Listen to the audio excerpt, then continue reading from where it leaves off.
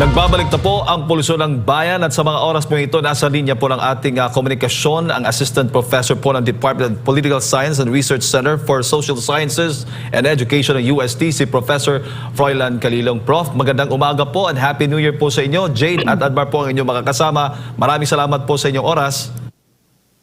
Yes, good morning, Jay, Admar. Happy New Year. Happy New Year din po sa lahat ng ating mga subaybay. Thank you for having me again. Opo, nagtapos po ang 2025 na nakapagtala po, naitala po ni Pangulong Bongbong Marcos Jr. itong mababang trust rating po niya sa dalawang magkaibang surveys, isa po sa SWS at isa po dito sa Pulse Asia.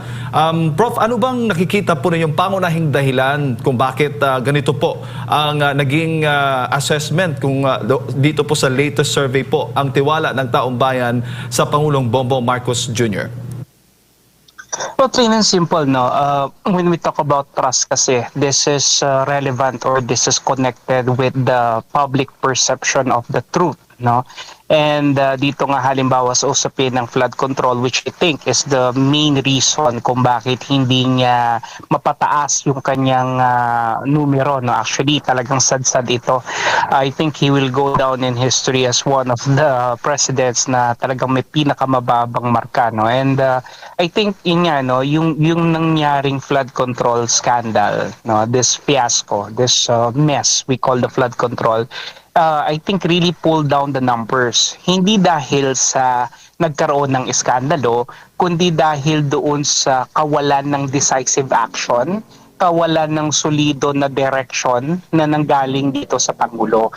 Yes, lagi nilang kiniklaim, Malacanang always says that siya yung nag-expose nito, pero nakita naman natin, no, na over the months, no, na nangyari na nga at nandito na itong problema, wala tayong masyadong nakita na decisive action on his part, no. And I think the reason for this, plain and simple, is because he is trying to protect not only his allies, but more importantly, he is protecting himself, no? Because nagiging malinaw pag may mga denial at may mga defection na nangyayari, at ito nga ay ginagawa ng Malacanang, na talagang ayaw nila na mapunta itong usapin na to sa Malacanang. Because if everything else will fail and it will open or it will lead the doors to Malacanang, definitely the president and the presidential son, not to mention of course yung kanyang pinsan, will definitely be implicated in this issue, no? Kaya kung makikita natin ganun kabagal o ganun kalamya yung kanyang action dito, no? Kasi kung tunay nga na siya ay walang involvement dito, no, at nakita niya na ganito yung problema, at alam niya na kapag hindi niya to inaksyonan, talagang sasadsad yung kanyang mga numero. Opo. I think logic will tell us, no, na gagawin niya yung dapat, yung gusto ng taong bayan. Pero maliwanag, no, na ang nangyayari is taliwas doon sa gusto ng taong bayan. Halimbawa, yung paglilihis nila ng issue, papunta halimbawa sa mga Duterte o papunta sa ibang mga issues na hindi nila talaga tinutumbok yung talagang gusto ng taong bayan. Simple lang naman ang gusto ng taong bayan, for the big fishes to be investigated, for the big fishes to be imprisoned later on, to be filed cases against with. Yun lang naman ang gusto natin, pero hindi nila yon kayang ibigay precisely because they are trying to protect people, no? And lahat ng mga nangyari, yung pagre-resign ng dalawang matataas na miyembro ng kanyang gabinete, yung pagkikreate ng ICI, halimbawa, na siya rin naman nag-isip at siya rin naman nag-execute, wala naman talagang kakayahan to actually file cases and create actions, no? All of these things, no, isama pa natin yung mga revelations na naibigay sa atin ni Zaldico, ganun din naman ng kanyang kapatid. I think all of this really painted a very negative picture on the president, kaya sumadsad yung kanyang numero, no? Idagdag pa natin that the economic frontiers of the country, the economic aspects of the country, is also not doing very well at the moment, no? Bagsak yung ating stock market, mataas yung palitan ng dollar to peso. What else? Yung ating GDP, we failed to reach our target. Unemployment rate is very very high, inflation is very high. So all of these things, no, nakikita ng taong bayan, politically wala kang ginagawa and economically nahihirapan yung taong bayan. So, anong ibibigay sa yung marka, 'di ba? Siyempre, talagang naturally, yun yung mangyayari. Opo, at may sinasabi din yung mga survey na mas malaki yung ibinaba ng trust sa Visayas at sa Mindanao. Sa tingin po ninyo, senyales na ho ba ito ng lumalaki pong regional disconnect ng administrasyon? Well, to begin with, Visayas and Mindanao was never really the turf of the president, and to be honest, the only reason why he was able to really get votes in Visayas and Mindanao during the 2022 elections was precisely because of the vice president, no.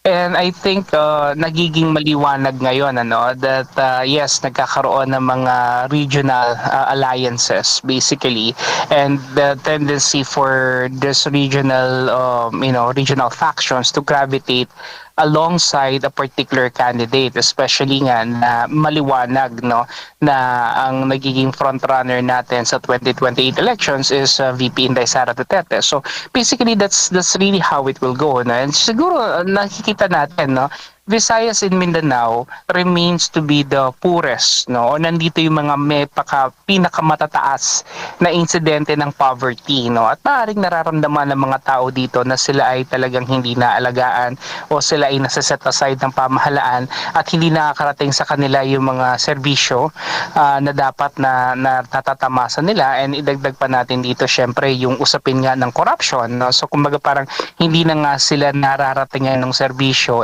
napapagnakawan pa. So definitely mararamdaman nila talaga that they're being neglected. And so if you're being neglected by the president, alangan namang bibigyan mo siya ng mataas na marka, no? So syempre mayroong kakayahan ng taong bayan to actually air out their sentiments against the sitting president, especially if he is not performing well. Opo. Pero sa kabila po ng pagbaba ng trust rating, nananatili pa rin hubang may solid na suporta si PBBM sa ilang lugar po, at anong ibig sabihin po nito sa kanyang pamumuno? Actually, hindi na nga natin kailangan siguro ng to be very scientific about it. Number one, itong surveys na to actually are very evidence driven to no. Meron talaga tayong tools, statistical methodologies na ginagamit dito sa surveys, and if the surveys actually point out na talagang mababa yung kanyang trust rating, I think we need to accept it with a grain of salt. Secondly, apart from the surveys, nakikita naman natin whenever he goes around, no, the public acceptance is, I think, very very cold, to say the very least, no. Kumbaga parang hindi natin nakikita yung init ng pagtanggap sa kanya ng taong bayan. I mean, in the same manner as, for example, President Duterte during his time and even after he became the president is being accepted by the people, 'di ba? Kasi iba yung doon mo makikita no, if you're doing well, if you're being appreciated by the public, yung pagbaba mo pa lang sa halimbawa sa van o sa helicopter, sa eroplano, hindi magkamayo yung taong bayan na pagbati sa'yo, pagkaway sa'yo. Dito nakikita natin halos walang gustong siya lang yung kaway ng kaway pero walang kumakaway sa kanya, no? At wala halos gustong magpa-selfie sa kanya, no? And this is a manifestation kasi hindi natin mapipilit yung emotion ng tao. I mean, hindi natin madidiktahan na you like or you love this president or you like this president. We cannot enforce that because it will come out naturally, no? And I think alam ng taong bayan kung ano yung dahilan kung bakit ganito yung kanilang pagtanggap sa pangulo. So I think if the president really wants to rebound or change these things, marami siyang kinakailangan baguhin. Unang-una siguro rito, kailangan niyang ayusin yung kanyang communications with the people. I think Yusek Claire Castro is not doing a very good job, in this case. Nagiging maliwanag that Yusek Claire is, instead of clarifying things, I think she is making it more difficult for the people to appreciate what the president is doing. If the president indeed is doing something, no, hindi nagiging maganda rin na para bang nakikipag-away siya, no, sa mga kritiko ng Pangulo at hindi niya tinatanggap yung mga hindi magagandang mga paratang sa Pangulo. I think they need to shape up dito sa PCO definitely. Po, baga may pagkukulang doon sa kanilang narrative strategy kasi sa halip nga na paliwanag sa publiko ang nauna ngayon yung kritisismo. Ganun, Prof. Yes, para kasing parang dinideflect nila, no. Parang lagi silang nasa defensive mode, no. Unang-una, wala na ngang nailalatag ng mga magagandang programa o magagandang polisiya o magagandang proyekto. Normally kasi ito yung ginagawa dapat ng isang palace press officer, no. Ilatag sa publiko kung ano-ano yung mga nangyayari, ano-ano yung mga magagandang proyekto.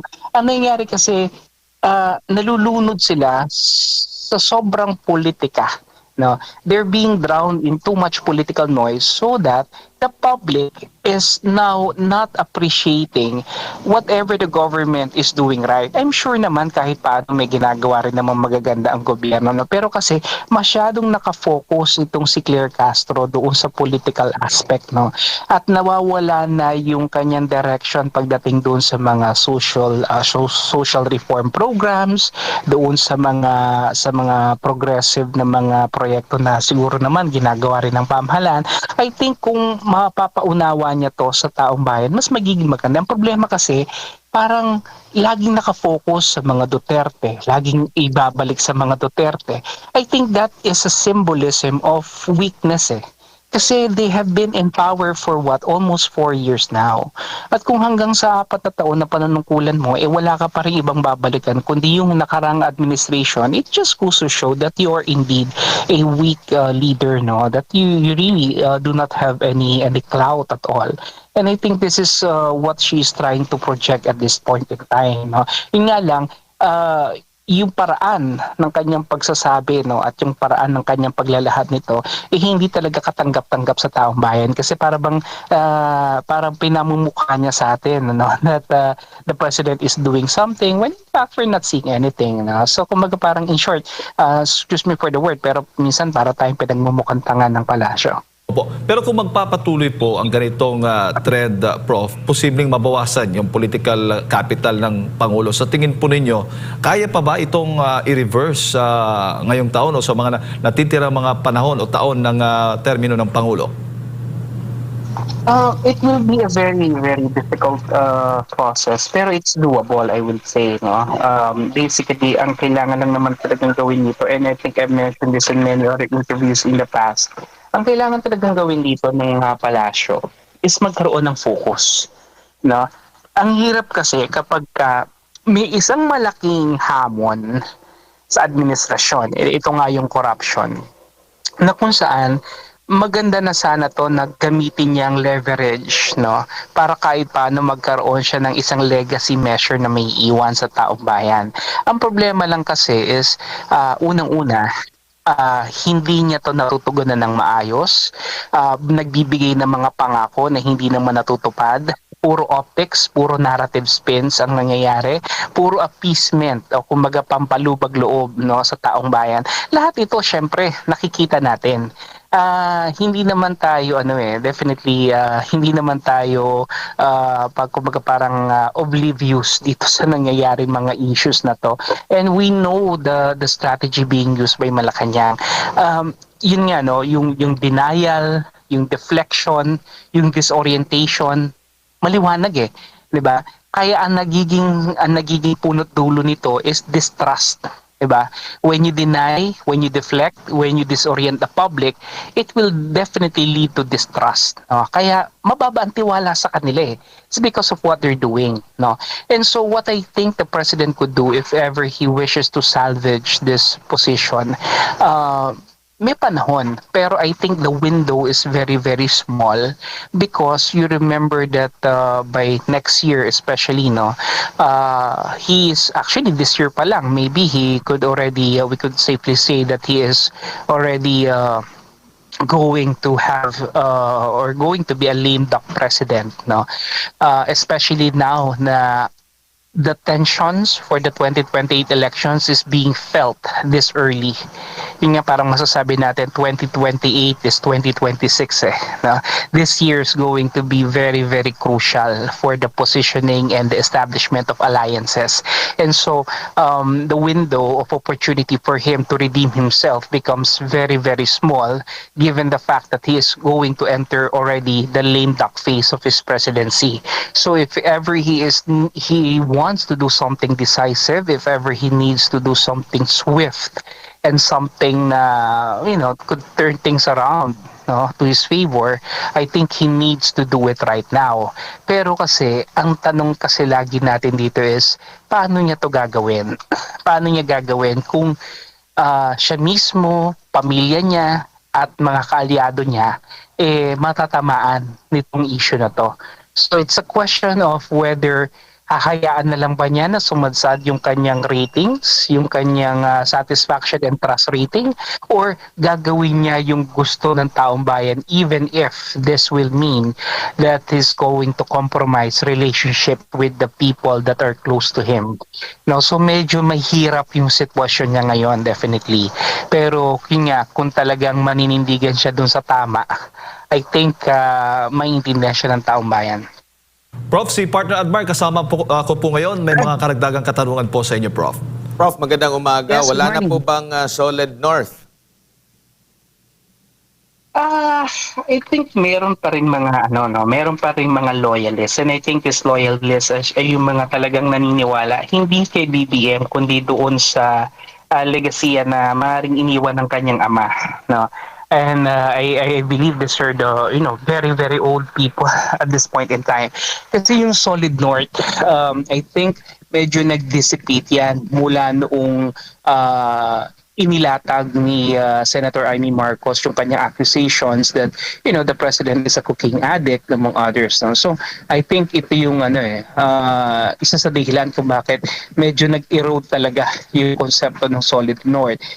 Plus of course titignan natin na marami na rin namang mga marami na rin namang mga tao especially dito sa norte, I believe, na hindi na masyadong naniniwala.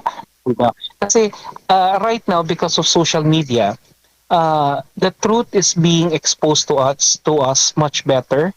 Maaaring may mga fake news, maaaring may mga not so credible outlets, pero at least meron tayong pinagkukuhanan. Hindi kagaya nung araw na talagang puro fanaticism lamang, no? Yung pagiging fanatiko natin ngayon, medyo napapalitan na ng tamang mix ng information somehow. And I think this is the reason why that Solid North, or at least the concept of the Solid North, is slowly being diminished, no. Pero ang nag-emerge nga rito right now is the phenomenon of the Solid South, wherein we're seeing around 23 million solid voters coming from Mindanao as well as Visayas, and I think they're all lining up for the vice president. Opo, Prof, sa tingin niyo po, kung titimbangin yung may maraming mga paninira na nangyayari ngayon sa Marcos at Duterte, sino po ang may marami po? At tingin niyo po, naka-apekto ba ito sa kanila? Well, kung sa dami ng paninira, definitely, meron kasi tayong tinatawag na parang state-sponsored na paninira. No? And definitely, ito yung ginagawa ng gobyerno laban sa mga Duterte. Pero ang mahalaga natin kasing makita rito is kung yung narrative ba, tinatanggap ng mga tao. Kasi ultimately, at the end of the day, it's the people who will decide whether or not the government really is doing something, or whether or not what they're telling against the Dutertes is real and factual. And dito nga, nakikita natin, kahit naman sa social media, kahit siguro gumawa lang tayo ng mga informal surveys, makikita natin that they are not in agreement with the narrative being given to us by Malacanang, precisely because lives of the people are being sabihin na natin compromised here. Kasi the issue of the flood control is directly correlated with survival. At kung ito ay ninakaw mo, para mo na rin ninakawan yung taong bayan ng kanilang karapatang mabuhay. No? Not to mention that, this issue of flood control is also correlated with the systemic corruption that is happening. Syempre mas lalo nakakagalit ito, no? At mas lalo nakakagalit kung meron tayong isang pangulo na mas pipiliing protektahan yung kanyang mga kaalyado kesa manindigan para doon sa katotohanan at ipaglaban yung taong bayan.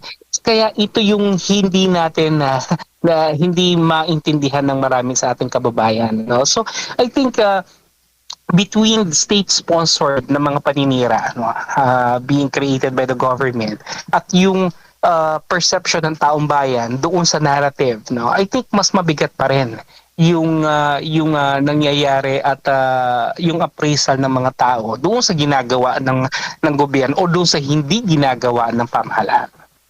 Opo, and natanong ko rin yun dahil nga po si Vice President Sara Duterte talagang halos buwan-buwan merong mga ginagawang mga issue o di kaya ay mga paninira laban sa kanya. Pero nagsimula ito nung nagkahiwalay na ang unit team since 2023 pa ata. Pero hanggang sa kasalukuyan po, kung pagbabatayan po natin ang mga survey, nananatili pong siya ang mataas po, Prof, no? Ang dami pa nitong mga paninira. Saan kaya humugot ng magandang puntos ang Vice President po, Professor, sa kabila po nitong mga aligasyon laban po sa kanya? Well, basically, no, because I think number one, yung mga allegations sa kanya kasi were already decided upon by the COA a long time ago. It's just that the critics of the Vice President couldn't fathom the idea that there was already a decision made and that they will still continue to bark on the idea that the Vice President is corrupt. That's why they're going to continue with the impeachment. But we all know that the impeachment that was filed and that will be filed again is not really because of accountability. This is not about that. It's basically because of political maneuverings, because they know that the Vice President is the biggest threat, so to speak, to their desire to actually be in power, whoever it is, whether it's BBM Allied Forces or whether it's the pinks or the yellows or the Liberal Party. They know that the biggest stumbling block to their desire to have the power is the Vice President, and so they're going to do everything, in their right or in their power to actually create the noise against the Vice President. And I think maganda yung ginagawa ng Vice President that she is not really she's not really kumbaga hindi siya nakikipagtapatan dito sa kanilang mga ginagawa, and I think the public realizes that, na patuloy siyang binabanatan, patuloy siyang tinadown, patuloy siyang tinitira nitong mga kanyang kalaban, pero siya nananatili lamang siya doon sa kanyang posisyon. She's just doing her job, she's doing her work, and basically that's it, kasi kung titingnan natin, maybe the Vice President may not be doing anything so significant at this point, but the problem here is that the government is really doing a lot of bad things, to the point na kahit walang masyadong ginagawang maganda yung Vice President, sa sobrang sama ng gobyerno, talaga namang sino bang pupuntahan ng taong bayan, di ba? So that's basically it, and let's face it, yung presidente pa rin naman ang talagang may control, because the Vice President is just a president in waiting. Nag-aantay lang naman yan kung may mangyayari sa Pangulo, kung halimbawa siya yung papalit, and in this case, the ball, the control, the resources, everything is really within the disposal of the president. So if the president is not performing well, and we know for a fact na hindi na sila magkaalyado at hindi na sila magkakampi ng Vice President, maliwanag. Sensitize yung Vice President doon sa mga kapalpakan ng gobyerno because they are not they're not together anymore, 'di ba? So yun yung nakikita maaari ng taong bayan. No, kahit na paulit-ulit yung mga pambabanat nila sa ating Vice President, still, nananatiling mataas yung kanyang rating, primarily because this government is doing a very, very poor job, no, in governance, in addressing poverty, in addressing the socio-economic conditions. And I think that's the reason why sumasadsad sila at umaangat naman yung ating Vice President. Sa napipintong pagbuhay muli ng impeachment laban sa pangalawang Pangulo, sa tingin niyo po, makaka-apekto pa ito sa political capital po ng pangalawang Pangulo po? Well, if their goal primarily is to file the case, and if it will go to the Senate, no, ang syempre merong pa ring somehow effect ito, no. Kung sakali man na hindi siya talaga makukonvict at siya ay makakapagpatuloy sa kanyang pananagutan, syempre maaaring may mga kababayan tayo na makikinig doon sa trial at maaaring mabago yung kanilang perception, di ba? So definitely merong effect yan. No? So if the goal was just to create some kind of political noise, to create a dent on her presidential bid, merong effect yan definitely, because impeachment is a political exercise. But then again, if we are going to look at the brighter side, maaari rin kasing isang magandang avenue itong impeachment na to para once and for all, the Vice President could silence her critics, And I believe that the defense team of the Vice President prepared long and hard for this, and that they're just waiting for the right opportune time para ipamukha dito sa tamang venue, no, kung ano-ano ba talaga yung kanilang mga bala laban dito sa mga kanyang kritiko.